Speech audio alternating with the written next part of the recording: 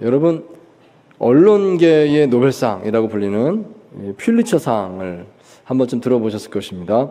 퓰리처상 사진 부분에 뽑힌 사진은 이제 인터넷에 뜨고 해서 우리가 잘 아는 것 같습니다. 그런 사진이죠. 그 시대의 모든 세계의 그 중요한 이슈를 담은 한 장면입니다. 근데 그 사진 한 장면만 보면 가슴을 뭉클하게 하는 그 어떤 감동이 있는 그런 사진을 이제 선정을 해서 그 사진을 찍으신 기자에게 이제 상을 주는 이제 그런 걸 볼 수가 있습니다. 자, 이런 퓰리처상의 사진처럼 오늘 본문 말씀은 딱 한 장면이면서 앞으로 펼쳐지는 인류의 역사에서 중요한 흐름을 보여주는 그런 에피소드다 말할 수 있겠습니다. 이제 창세기 6장부터 8장까지 홍수 사건이 끝났습니다. 이제 9장에서부터 새로운 창조가 시작되었습니다. 그리고 이제 뒤에 10장 보시면 새롭게 시작하는 인류의 족보가 여기 나오고 있는데 노아의 세 아들 셈과 함과 야벳 이 세 줄기로 이어지는 것을 볼 수가 있습니다. 그 사이에 이제 오늘 이야기가 딱 끼어져 들어 있는 겁니다. 자, 그러므로 오늘 이야기는 단순히 그냥 아버지 노아와 그 세 아들 셈, 함, 야벳 사이에 일어난 작은 해프닝처럼 보이긴 하지만 그렇지 않다는 것입니다. 앞으로 펼쳐질 인류 역사는 바로 이들 노아의 세 아들 셈과 함과 야벳으로부터 시작됩니다 하는 것이죠. 자, 이 모습을 보면서 오늘 우리가 주의해야 되는 영적인 교훈을 얻는다 하겠습니다. 크게 세 가지 메시지를 우리 삶에 적용해 보면 좋겠습니다. 자, 첫째로 우리는 지속적으로 영적 긴장감을 유지하는 삶을 살아야 하겠습니다. 그걸 봅니다.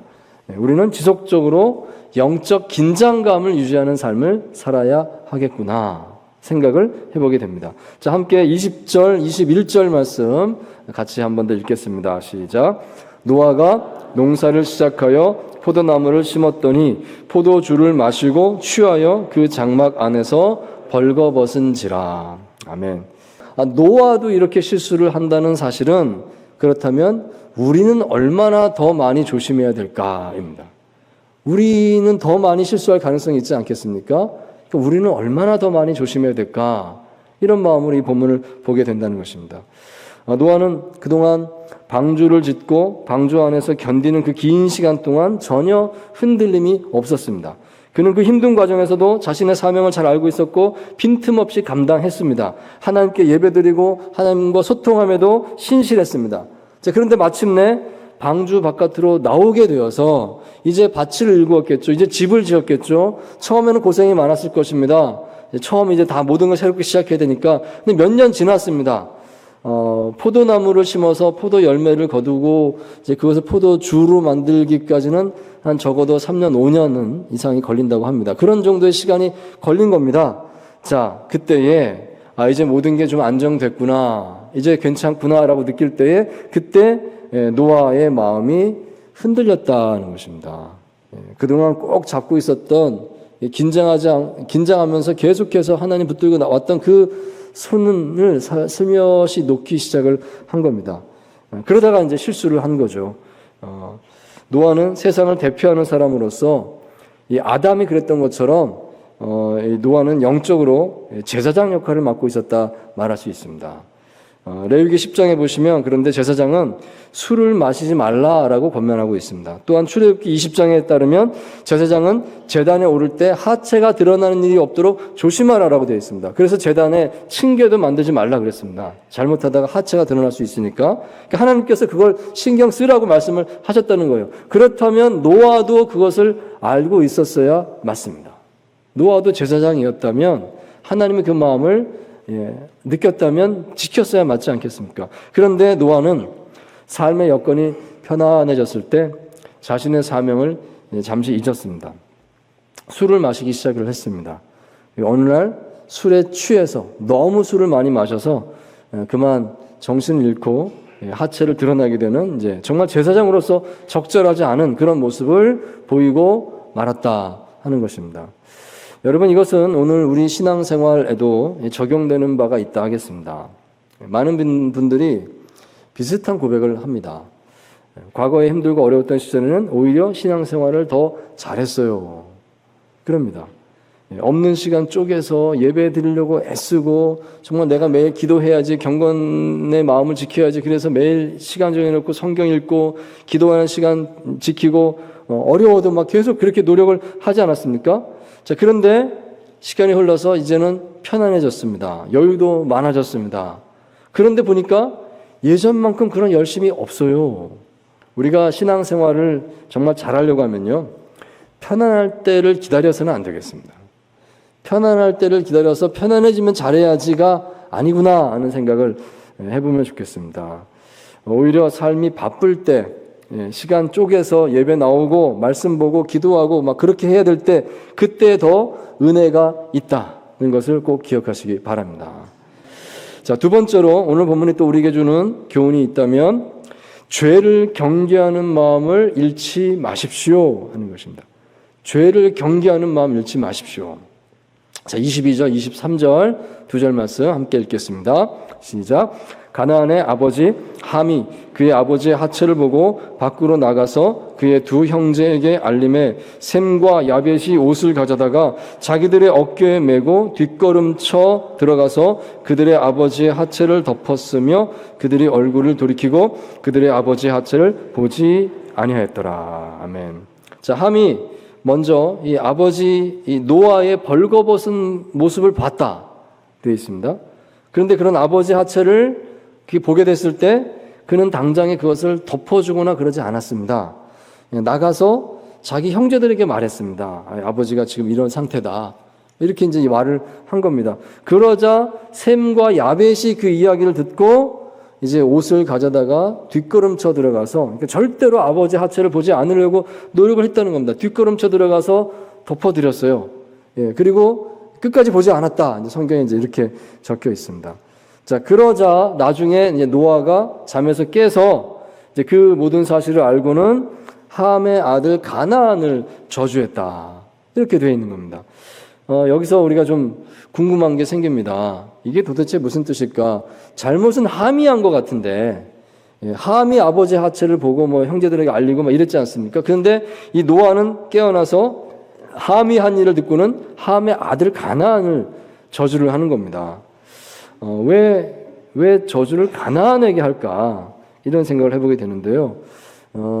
주석에서는 이제 이렇게 이야기를 합니다. 아마 이 부분은 모세가 일부러 그렇게 쓴 것 같습니다. 모세가 이 부분을 기록했지 않습니까? 모세오경 모세가 기록했다 하는데, 모세가 기록을 할 때 함의 자손이 저주를 받았습니다 하는 것과 가나안의 자손이 저주를 받았습니다 하는 것은 같은 말입니다. 왜냐하면 부자관계니까 그 자손의 저주를 받았다는 것은 같은 말이에요. 그러면 이와이면 가나안의 이름을 쓰기 원했다는 겁니다. 왜냐하면 모세와 이스라엘 백성들은 그때에 가나안 땅을 향해서 가고 있었으니까.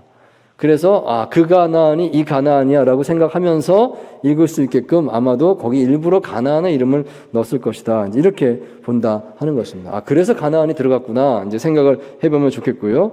자, 그렇지만 그래도 한 가지 남는 의문이 있다면, 왜 노아가 이 함의 행동에 대해서 그토록 분노했을까 하는 것입니다. 그게 그렇게 잘못한 건가요? 사실 진짜 잘못은 노아 본인이 한 거 아닙니까? 자기가 술 마시고 그렇게 했으니까 그런 일이 발생한 거 아니겠습니까? 그런데 함에게 잘못을 묻습니다. 함이 아버지 하체를 봤다. 그런데 덮어주지 않았고 형제들에게 가서 알렸다.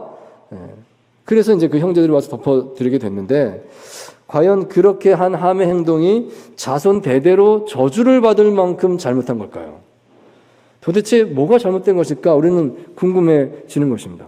자, 그러므로 저는 이렇게 해석하는 것이 좋지 않을까 한번 생각을 해봅니다. 함이 아버지 노아의 하체를 보았다는 것은 구체적으로 어떤 죄인지는 우리가 잘 알 수가 없습니다.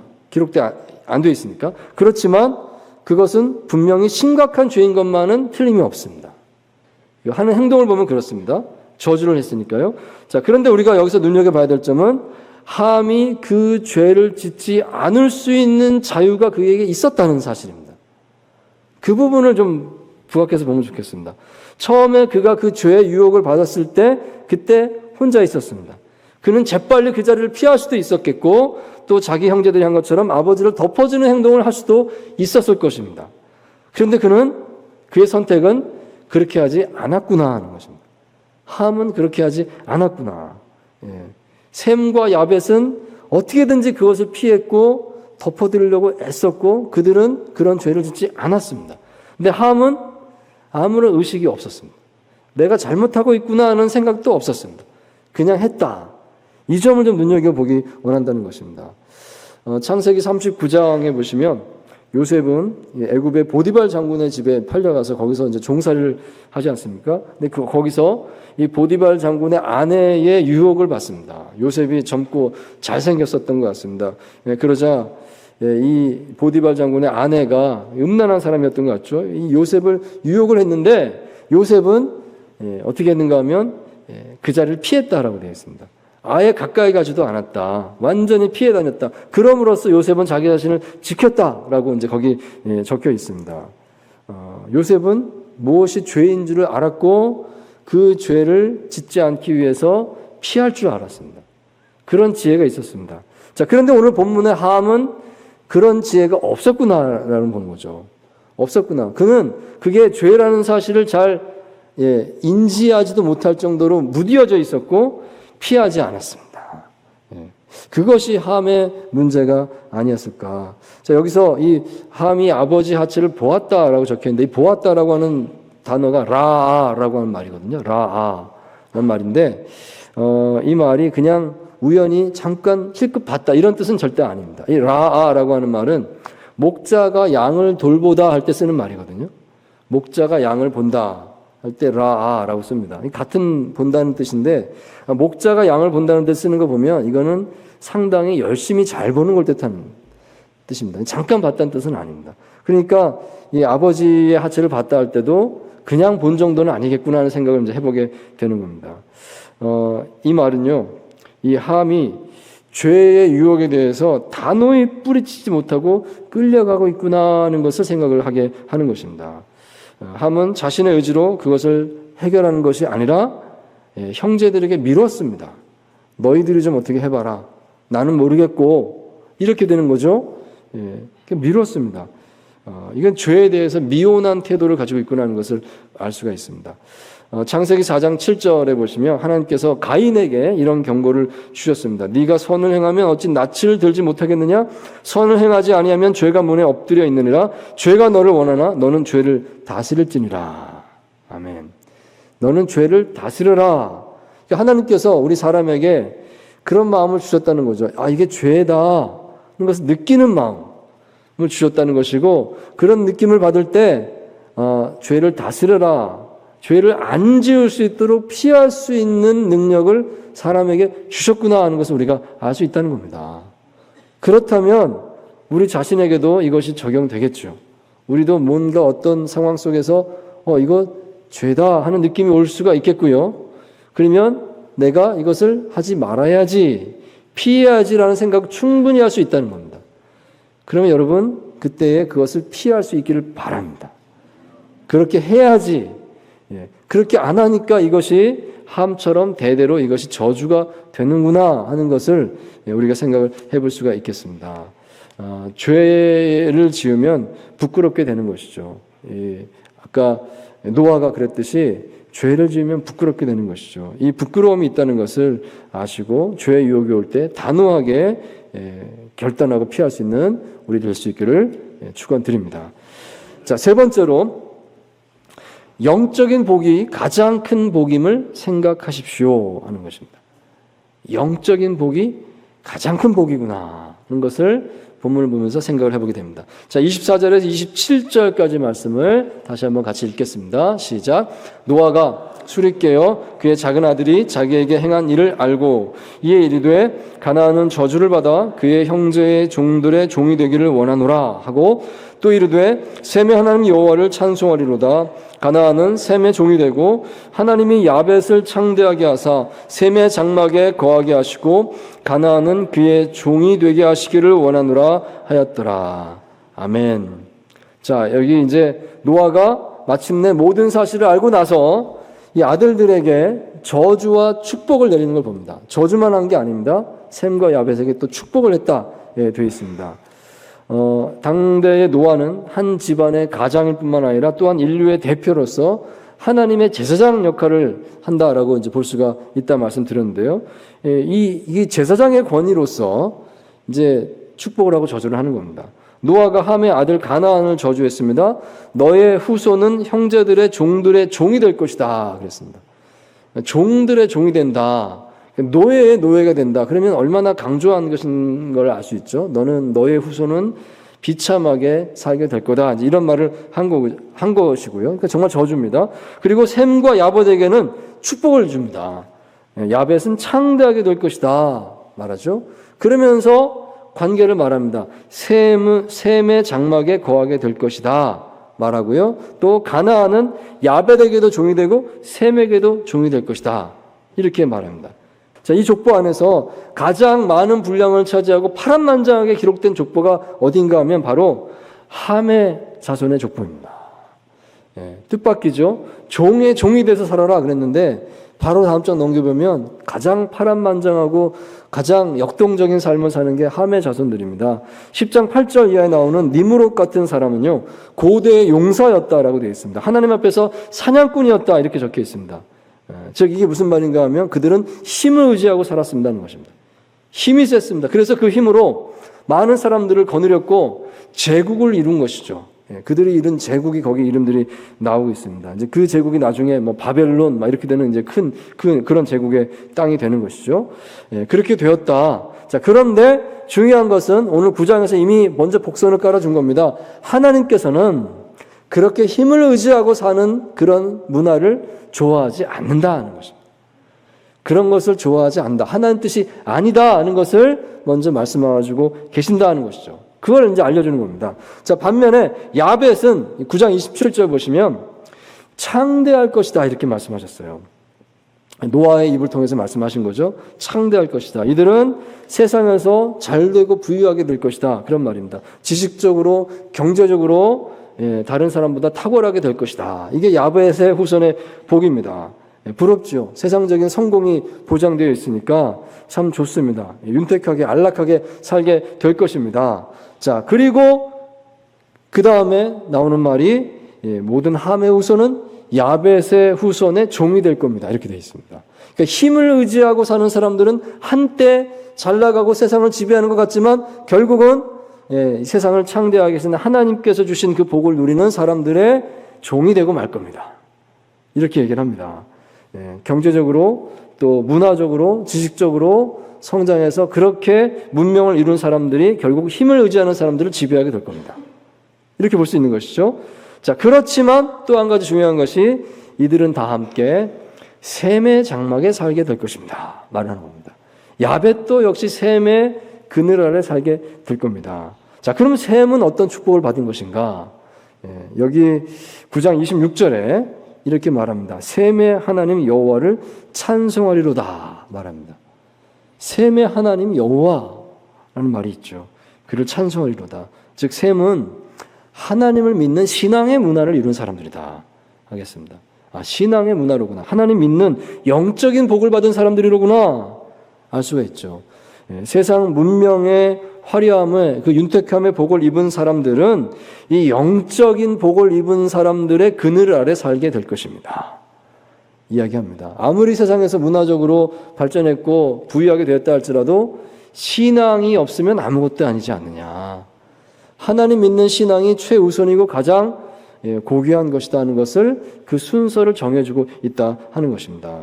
자, 함은 폭력적인 문화였습니다. 야벳은 세상 문명 안에서 창대함이었습니다. 셈은 하나님 믿는 신앙의 그 복을 받은 사람들이었습니다. 궁극적으로 하나님 믿는 신앙의 문화가 온 세상을 다스리고 있는 줄 믿습니다. 그것을 말씀해주고 있는 것이다 하겠습니다. 자, 그러므로 여기 창세기 9장의 이 말씀은 네가 어느 민족이냐, 함의 자손이냐, 야벳의 자손이냐, 셈의 자손이냐, 이제 그걸 따져서 어떤 운명적으로 너는 내 밑으로 들어와야 돼, 이런 걸 말하려고 하는 것이 아니다는 것입니다. 그게 아니라 나는 어떤 문화를 지향하는 삶을 살 것이냐, 나는 정말 힘을 의지하는 삶을 살 것이냐? 나는 세상에서 창대하게 되는 것을 바라보고 살 것이냐? 나는 하나님을 잘 믿는 신앙의 사람으로 살 것이냐? 무엇이 가장 탁월하고 하나님께서 인정하신 복이냐? 그것을 알아보고 선택하라는 것입니다. 그것을 우리에게 말씀하는 것이 여기 9장의 말씀이다 하겠습니다. 여러분 이것을 꼭 기억하십시오. 결국은 하나님을 믿는 신앙의 사람, 셈의 문화가 승리하게 될 줄 믿습니다. 신앙의 복 아래 다른 모든 복이 종속되게 될 것입니다. 자, 이 말씀은 시편 84편의 고백을 생각하게 합니다. 우리 같이 한번 읽을까요? 시작. 주의 궁정에서의 한날이 다른 곳에서의 첫날보다 나은즉 악인의 장막에 사는 것보다 내 하나님의 성전 문지기로 있는 것이 좋사오니. 아멘. 세상에서 온갖 화려하고 좋은 것을 다 누리면서 첫날을 살아도 하나님의 성전에 와서 문지기로 하루 사는 것보다 못합니다. 여러분 그 마음을 이해하십니까? 정말 그렇습니까? 세상에서 아무리 위대함을 받고 찬사를 받고 아무리 인정을 받아도 여기 예배 시간에 여기 와서 10분 동안 하나님 찬송하는 그 시간보다 못한 줄 믿습니다. 하나님 나를 바라보고 계시고 내가 하나님 보고 있고 이렇게 하나님 마주대하고 있는 이 시간보다 더 소중한 시간은 없는 줄 믿습니다. 여러분 이 마음을 아시기 바랍니다. 이 마음을 꼭 지킬 수 있기를 바랍니다. 여러분 이 마음이 소중한 마음입니다. 이 마음이 세상을 이기는 마음인 줄 믿습니다.